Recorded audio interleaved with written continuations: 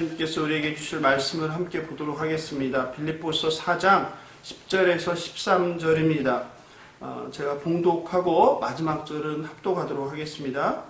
내가 주 안에서 크게 기뻐함은 너희가 나를 생각하던 것이 이제 다시 싹이 나미니 너희가 또한 이를 위하여 생각은 하였으나 기회가 없었느니라. 내가 궁핍함으로 말하는 것이 아니니라. 어떠한 형편에든지 나는 자족하기를 배웠노니 나는 비천에 처할 줄도 알고 풍부에 처할 줄도 알아. 모든 일 곧 배부름과 배고픔과 풍부와 궁핍에도 처할 줄 아는 일체의 비결을 배웠노라. 내게 능력 주시는 자 안에서 내가 모든 것을 할 수 있느니라. 아멘. 나는 자족하기를 배웠노라 라는 제목으로 하나님께서 주신 말씀을 함께 나누도록 하겠습니다. 이번 주 목요일인 12월 3일은 대학 입학 수학 능력 시험일입니다. 전국에서 49만 명의 수험생들이 인생에서 가장 중요할 수 있는 시험을 보게 됩니다.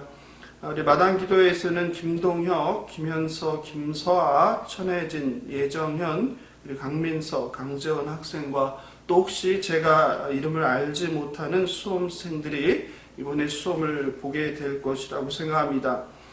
모든 수험생 여러분 고생 많으셨습니다. 특별히 올해는 코로나 팬데믹으로 학교나 학원 공부도 제대로 하지 못하였고 또 공부를 하더라도 마스크를 쓰며 안 그래도 힘든데 바이러스로 인해서 심리적 위축 등의 마음고생까지 많았는데 하나님께서 여러분을 위로하시고 또 새 힘을 주시길 간구합니다. 이제 4일 남았는데 마지막까지 하나님께서 건강 허락하여 주셔서 지금까지 초중고 12년 이상 준비한 실력을 유감 없이 발휘할 수 있도록 함께 응원하고 기도합니다. 수능을 앞두고 어떤 본문을 전할까 고심하다가 한국교회에서 어려움에 처했거나 큰 시험을 앞둔 사람들에게 격려하고 용기를 주기 위해서 많이 사용하는 빌립보서 4장 13절 말씀을 생각하였습니다. 보통은 내가 모든 것을 할 수 있느니라 라는 제목으로 말씀을 증거하는데 저는 나는 자족하기를 배웠노라 라는 제목으로 말씀을 전하고자 합니다. 먼저 빌립보와 빌립보 교회에 대해서 살펴보고자 합니다. 빌립보서는 바울이 빌립보 지역에 사는 성도들, 감독 그리고 집사들에게 보낸 편지입니다. 사도 바울은 옥에 갇혀 있을 때 그에게 많은 도움을 준 빌립보 교회의 사랑과 후원에 감사를 표하기 위해서 편지를 썼습니다. 그래서 이 편지를 기쁨의 편지라고도 우리는 부릅니다. 1장 13절에 나의 매임이라는 표현을 보면 바울이 감옥에 갇힌 상태에서 썼을 것으로 추정하기에 에베소서, 골로새서, 빌레몬서와 함께 빌립보서는 옥중서신이라고 불립니다. 빌립보라는 지역은 BC 358년경에 마케도니아의 알렉산더 대왕의 아버지 필립 2세가 건설하였습니다. 도시 이름도 바로 필립 2세의 이름을 따라 짓게 되었습니다. 빌립보는 에게해에서 약 12km 떨어져 있어서 해상으로의 왕래와 교역이 활발하였고 육로 교통도 요지였습니다. BC 168년경에는 로마가 페르시아를 정복하게 되자 로마 제국의 식민지가 되었는데 이 지역은 아주 옥토가 비옥하였고 토지가 비옥하였고 금광이 있었기에 경제적으로 부유했고 또 은퇴한 로마 군인들이 이주해 오면서 로마 시민이라는 것을 자랑했고 또 실제로 로마인들처럼 옷을 입기도 하였습니다. 그래서 이 빌립보는 제2의 로마라고 불리기도 하였습니다. 당시에 빌립보 시민들은 헬라의 역사를 배경으로 로마 시민권의 특권을 가지고 긍지와 자부심이 매우 컸습니다. 대부분이 로마에 은퇴한 군인들이었고 유대인들이 거의 없었기에 바울은 이 빌립보서를 쓸 때 그 내용을 보면 구약 성경을 인용하지 않았습니다. 그리고 우리의 시민권은 하늘에 있다와 같은 정치적 그리고 군사적 시민적인 용어를 많이 사용하였습니다. 사도행전 16장을 보면 바울이 2차 전도 여행으로 아시아로 가려고 할 때에 꿈에 마게도냐 사람이 나타나 마게도냐로 건너와서 우리를 도우라라는 환상을 본 내용이 나옵니다. 그래서 실제로 바울은 이 빌립보에 가서 복음을 전하게 됩니다. 그때 두아디라에 있는 자색 옷감 장사인 루디아가 바울의 이 복음에 응답을 하게 되었고 그리스도를 믿고 세례를 받게 되었습니다. 그러므로 이 빌립보 교회는 바울이 2차 전도여행 중에 설립한 유럽 최초의 교회입니다. 그리고 루디아는 유럽 최초의 그리스도인이 되었습니다. 오늘 함께 읽은 빌립보서 4장 13절은 사실은 전 세계인들이 아니면 기독교인뿐만 아니라 일반 세상 사람들도 좋아하는 그런 본문입니다. 내게 능력 주시는 자 안에서 내가 모든 것을 할 수 있느니라. 어떻습니까? 이 말씀은 그 자체로 긍정적이고 이 말을 하는 사람이나 듣는 사람이나 힘과 그리고 격려를 받는 그런 기분 좋은 말입니다. 특별히 고난에 처해 낙담하고 절망한 사람을 위로하는 권면의 말이고 두렵고 떨리는 상황에 있을 때 용기를 북돋고 다시 일어나게 하는 능력 있는 하나님의 말씀입니다. 특히 이 말씀은 2010년 전후로 미국의 한 스포츠 스타의 영상이 SNS를 통해 확산되면서 많이 알려지게 되었는데 아마 여러분도 한 번쯤 그 영상을 보지 않았을까 싶습니다. 바로 그 주인공은 올림픽 수영 금메달 리스트인 미국의 로라 윌킨슨입니다. 동영상의 내용은 다음과 같습니다. 미국의 라이벌이었던 중국이 다이빙 전 종목을 석권하는 상황에서 유일하게 10m 다이빙에서 미국 선수가 우승을 했으니 그녀에게 쏠린 관심은 아주 대단했습니다. 하지만 불행하게도 올림픽을 얼마 남기지 않았던 2004년 3월 연습 중에 다리 골절상을 당하면서 그녀에게 시련이 시작되었습니다. 미국 팀의 코치와 주치의는 그녀에게 올림픽 출전 불가 판정을 내렸습니다. 대회도 얼마 남지 않은 상황에서 큰 부상은 3년간의 올림픽 전 과정을 숲으로 날릴 상황이었습니다. 그런데 놀랍게도 그녀는 출전조차 불가능하다는 심한 부상에도 불구하고 출전했습니다. 부상 탓인지 예선에서 메달권 밖에 저조한 성적으로 선두와 큰 점수차로 어려움을 겪고 있었습니다. 그런데 남은 경기에서 뛰어난 실력을 보이며 선두와의 점수차를 좁혀나갔고 결국 10m 다이빙에서 극적인 역전 우승을 하게 되었습니다. 로라 윌킨슨이 다이빙 때에 서 있을 때 전 세계가 긴장하며 지켜보는 그 순간에 카메라가 그녀의 입술을 움직이며 무언가를 암송하는 모습을 반복적으로 클로즈업 하였습니다. 사람들은 그녀의 입술을 보며 궁금해했습니다. 경기 후 그녀가 다이빙대 위에서 점프하기 전에 암송한 것은 오늘 바로 본문 빌립보서 4장 13절이었다는 것이 알려졌습니다. 내게 능력 주시는 자 안에서 내가 모든 것을 할 수 있느니라. 실제로 경기가 끝난 후 부상 가운데 그녀가 금메달을 딴 비결을 묻는 인터뷰에서도 그녀는 주님이 주시는 능력으로 할 수 있었다라며 빌립보서 말씀을 인용하기도 하였습니다. 이런 그녀의 경기 모습과 인터뷰하는 장면 등이 멋진 이야기로 편집되어 동영상으로 전 세계로 퍼져나갔습니다. 교회마다 로라 윌킨슨의 동영상을 주일날 상영했고 목사들은 설교 시에 인용했습니다. 로라 윌킨슨의 감동적인 올림픽 금메달 이야기에 얼마나 성도들이 큰 은혜를 받았고 감동했을지는 두말하면 잔소리입니다. 그러다 보니 빌립보서 4장 13절은 마법과 같은 기적을 만드는 능력의 말씀이요 생명의 말씀처럼 이해되었고 사람들은 암송하고 있었습니다. 어떤 역경과 고난이 있을지라도 포기하거나 좌절하지 말고 오직 하나님께 기도하며 하나님의 도우심을 구하면 빌립보서 4장 13절의 말씀처럼 하나님께서 우리에게 능력을 주셔서 우리가 모든 것을 해낼 수 있다는 것입니다. 실제로 그녀는 힘들 때마다 이 성경 구절을 외우면서 시련을 이겨냈다고 했습니다. 이 영상에 많은 사람이 실제로 위로받고 감동했습니다. 그런데 청소년 여러분, 여기서 우리가 진지하게 한번 생각해 볼 것이 있습니다. 오늘 본문이 바울이 과연 빌립보의 성도들에게 우리가 그 영상에서 이야기하는 그 똑같은 의미로 전한 메시지인가입니다. 또 하나님 말씀이 이렇게 주문을 외우듯이 마치 불가능한 상황에서 초능력을 발휘하여 그 위기를 돌파하게 또는 내가 목표하는 것을 성취하게 하기 위한 말씀인지 말입니다. 물론 고난 가운데 우리가 하나님 말씀을 암송하고 묵상하며 위로받고 힘을 얻는 것은 중요한 일이고 하나님도 기뻐하시는 일입니다. 말씀이 능력이고 생명이기 때문입니다. 그런데 문제는 하나님의 뜻과 상관없이 혹은 성경 저자나 그 맥락과 상관없이 듣기 좋은 특정 구절을 떼어내어서 본래의 뜻과는 상관없이 모든 상황에 일반화하고 그리고 적용하면서 사적인 목적 달성을 위해 사용하는 것이 그리고 그것을 연관 짓는 것이 옳은가 하는 점입니다.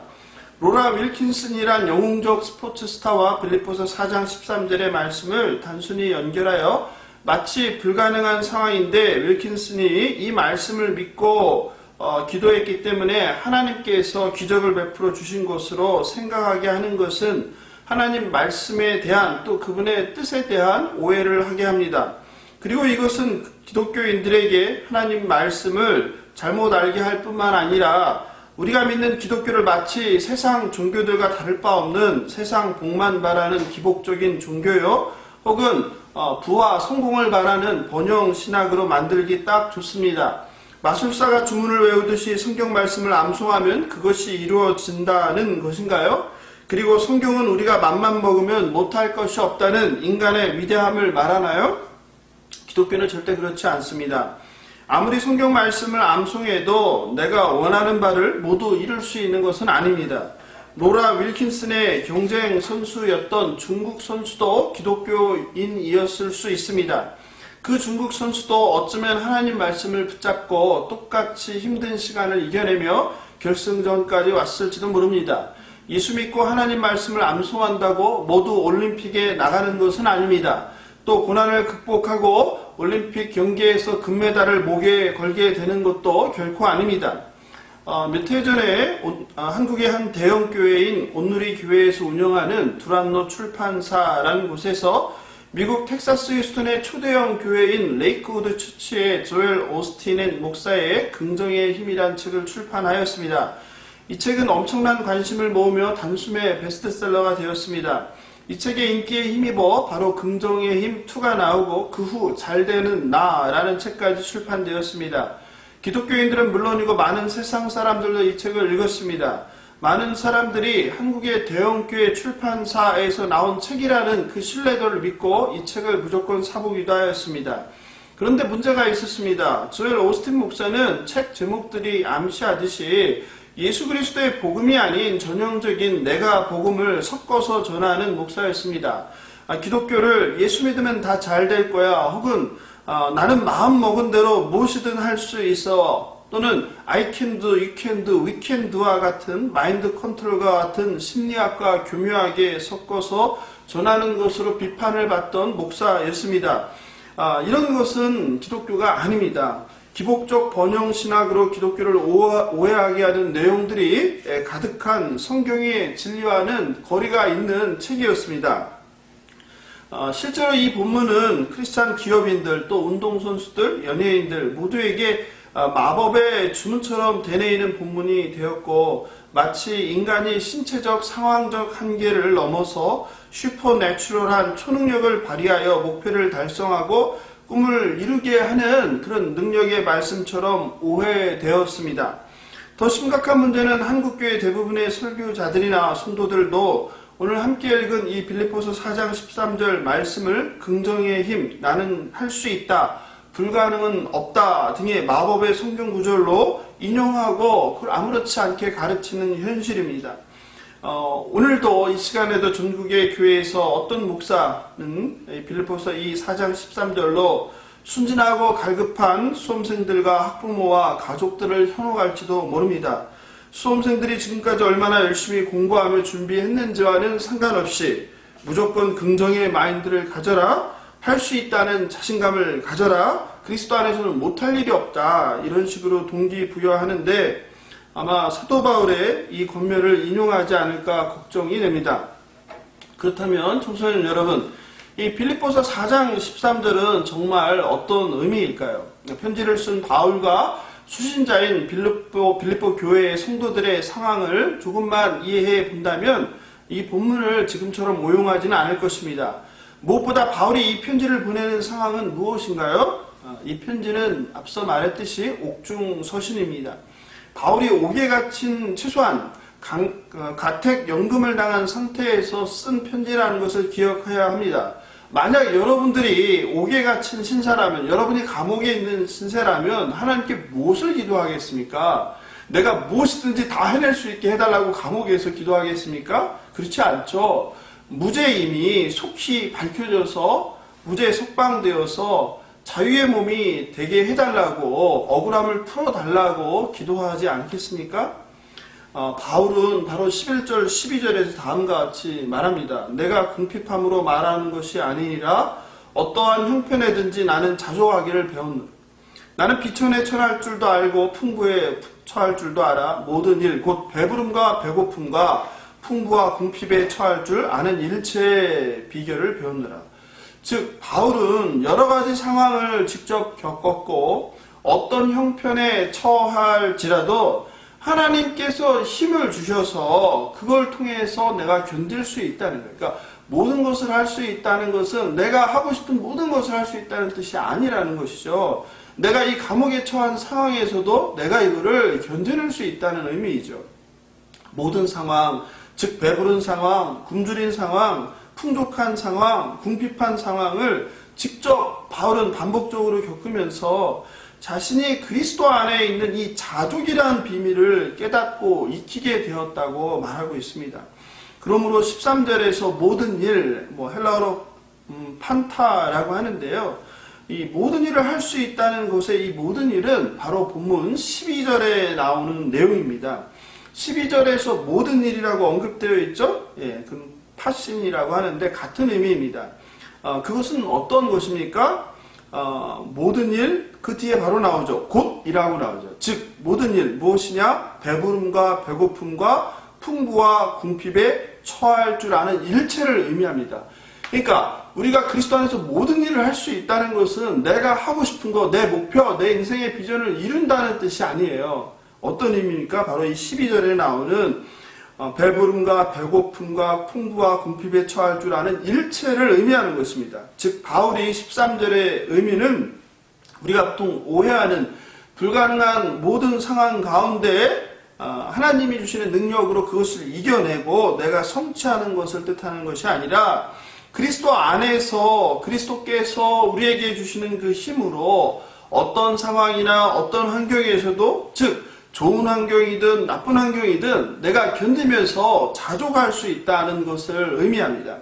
이런 상황이나 문맥 속에서의 바울이 의미했던 뜻을 무시하고 그냥 13절 한 절만 떼어내어 마치 예수 그리스도께서 능력을 주시면 그리스도인들이 못할 일이 없다라고 해석하고 말씀을 붙들고 간절히 매달리고 기도하면 하나님께서 우리의 바람이나 목표를 반드시 성취하게 해준다와 같은 이렇게 해석하는 것은 잘못이고 성경의 원뜻을 왜곡하는 것입니다. 그러므로 그러한 해석을 경계해야 합니다. 실제로 바울은 인생의 다양한 사건을 경험했습니다. 고린도후서 11장 23절 27절을 보면 바울이 얼마나 힘든 고단한 인생을 살았는지 우리는 알 수 있습니다. 제가 읽어보겠습니다. 그들이 그리스도의 일꾼이냐 정신없는 말을 하거니와 나는 더욱 그러하도다.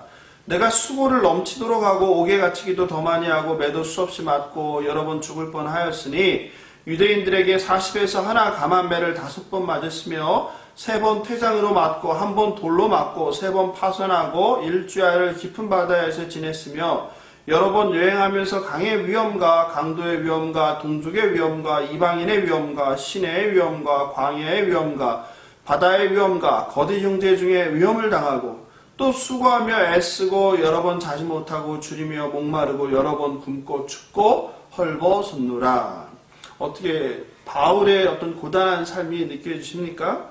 바울은 예수를 믿기 전에는 나름 인정받는 자로서 예수를 따르는 자들을 박해하는 위치에 있었습니다. 다메섹 도상에서 극적으로 예수님을 만난 후 회심한 후에는 예수를 전하다가 지금 우리가 읽은 바와 같이 이렇게 헤아릴 수조차 없을 정도로 많은 위험과 박해를 당하는 삶을 살아야 했습니다. 이런 많은 삶의 모든 풍파를 겪으면서 그는 자족과 상황에 따라 좌우되지 않는 하나님이 주시는 평강의 마음과 태도를 배운 것입니다. 결코 성경 말씀은 무조건 긍정적 마인드를 가지라는 것이 아닙니다. 또 하나님이 주시는 힘으로 불가능에 도전하라는 뜻도 아닙니다. 또 당신의 목적과 뜻을 또 꿈을 이루라는 메시지도 아닙니다. 성도들은 삶 가운데 어떤 어려움과 고통이 있을지라도 그리스도 예수 안에서 인내하며 그리고 오직 소망을 그리스도에게 두시고 견디며 자족하라는 뜻입니다. 물론 말씀대로 우리들은 모든 것을 할 수 있습니다. 그런데 중요한 것은 내게 능력 주시는 자 안에서입니다. 이것이 핵심입니다. 우리의 힘도 우리의 능력도 우리의 경험도 우리의 지식이나 지혜도 우리의 생각도 아닙니다. 그 힘의 원천이 나에게 있지 않고 예수 그리스도에게 있다고 말씀하십니다. 이렇게 얘기하면 어떤 사람들은 그분이 힘을 주셔서 모든 것을 할 수 있다는 것이 뭐가 잘못된 해석이냐라는 반문을 할 수 있습니다. 그런데 그것은 바로 복음에 관한 문제입니다. 진정으로 그리스도 안에 있는 성도라면 세상적 욕망을 추구하거나 자기 자신의 부와 성공을 추구하는데 하나님의 말씀을 이용하지 않을 것입니다. 말씀의 뜻을 바로 알고 그리스도와 진정한 연합을 이룬 성도라면 그가 구하는 바와 내용은 아마도 다를 것입니다. 하나님을 진심으로 사랑하고 그리스도와 연합되어 있는 성도가 구하는 것은 하나님 나라와 하나님 나라의 확장일 것입니다. 자기의 성공이나 성취 등의 자기 유익을 구하기보다는 교회의 성결과 성도의 성결과 성화를 구할 것입니다. 이 땅의 복이 아니라 이 땅의 성공이 아니라 어떻게 하면 하나님과 하나님의 임재를 경험하며 성화를 이루며 살아갈 것인가를 구할 것입니다. 그러므로 오늘 본문이 전하는 메시지는 하나님께서 우리에게 주시는 능력으로 모든 일을 하라는 것이 아니라 바울이 강조하고 있는 것은 하나님이 주시는 힘으로 그리스도의 능력으로 어떤 상황에든지 견디며 자족하라는 것입니다. 지금까지 수험생들은 12년 이상을 인생의 목표와 꿈을 이루기 위해 열심히 공부했습니다. 많은 눈물을 흘렸고 많은 땀을 흘리며 또 많은 실패를 맛보며 여기까지 왔을 것입니다. 그런데 아마도 여러분 가운데 100% 준비했다고 생각하는 사람도 없을 것이고 만족하고 있는 사람도 없을 것입니다. 걱정도 되고 불안도 하고 또 여전히 많은 후회도 또 있을 것입니다. 또 이제 시험이 끝나고 나면 만족보다는 아쉬움은 더 커질 것이고 기대와 너무 다른 결과를 얻게 되면 큰 좌절과 아픔도 가질 수 있습니다. 그런 상황 가운데 오늘 하나님께서 저와 여러분에게 주시는 이 말씀이 힘이 되었으면 좋겠습니다. 잘 보면 잘 보는 대로 또 잘 보지 못하면 잘 보지 못하는 대로 어떤 상황에 처하든지 여러분의 감정과 삶이 지배되지 않길 바랍니다. 오늘 본문을 함께 읽겠습니다. 어떠한 형편에든지 나는 자족하기를 배웠노니 나는 비천에 처할 줄도 알고 풍부에 처할 줄도 알아 모든 일 곧 배부름과 배고픔과 풍부와 궁핍에도 처할 줄 아는 일체의 비결을 배웠노라. 내게 능력 주시는 자 안에서 내가 모든 것을 할 수 있느니라.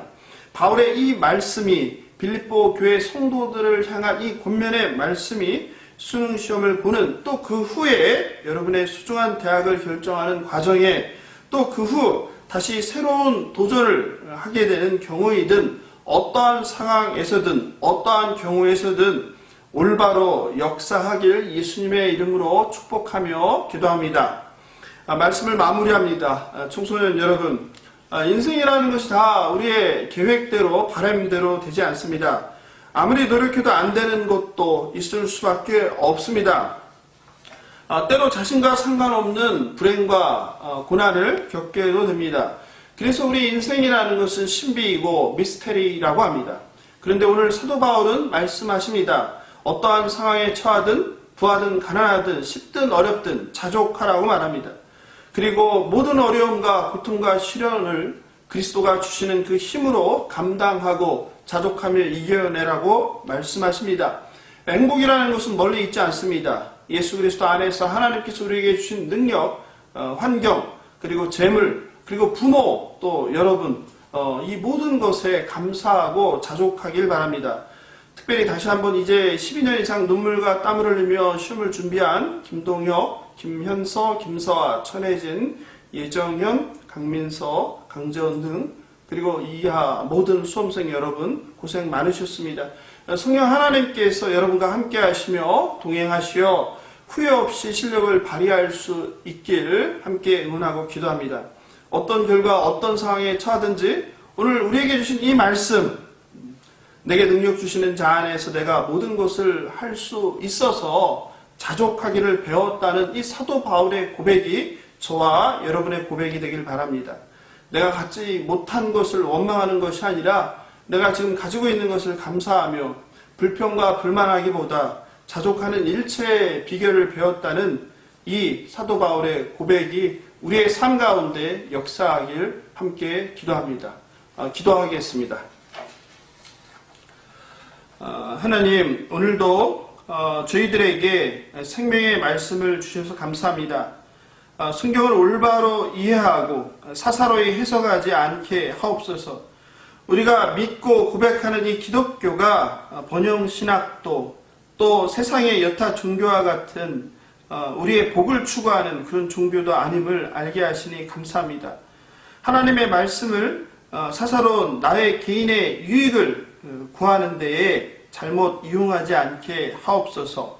사도 바울의 고백처럼 우리가 어떠한 상황에 처하든지 그리스도께서 주시는 그 능력으로 그 상황을 감당해내고 견디고 자족하는 우리 주일학교 청소년들 될 수 있도록 축복하여 주시옵소서. 특별히 수능시험을 보는 수험생들을 위해서 기도합니다. 12년 이상을 시험을 준비하느라 참 고생 많았습니다. 마음의 평강을 허락하여 주시옵소서. 특별히 과도하고 획일적인 입시 경쟁으로 인해 심신이 지친 우리 아이들을 불쌍히 여겨주시고 그들의 몸과 마음과 영혼을 고쳐 주시옵소서. 하지만 안타깝게도 여러 가지 가정 형편과 개인의 사정으로 이 경쟁의 대열에 함께하지 못하는 마음 다친 청소년들도 있습니다. 그들에게 새로운 길을 열어주시고 새 힘과 능력 주셔서 그들이 주어진 상황을 잘 이겨낼 수 있도록 성령 하나님 도와주시옵소서. 아이들의 삶이 미래를 준비하는 기간이 될 뿐 아니라 각각의 시기에 경험해야 할 기쁨과 행복을 누리지 못하는 이 세상과 이 교육을 고쳐 주시옵소서. 또 앞으로 아이들이 정글과 같은 세상에 나가서 이제 살게 될 텐데 그런 세상 가운데에서도 늘 하나님을 바라보고 예수 그리스도를 손잡고 살아가는 믿음의 아이들로 인도하여 주시옵소서. 성령 하나님, 오늘도 이렇게 하나님께 예배 드릴 수 있도록 모든 환경을 허락해 주심을 감사합니다. 감사하며 예수님의 이름으로 기도합니다. 아멘.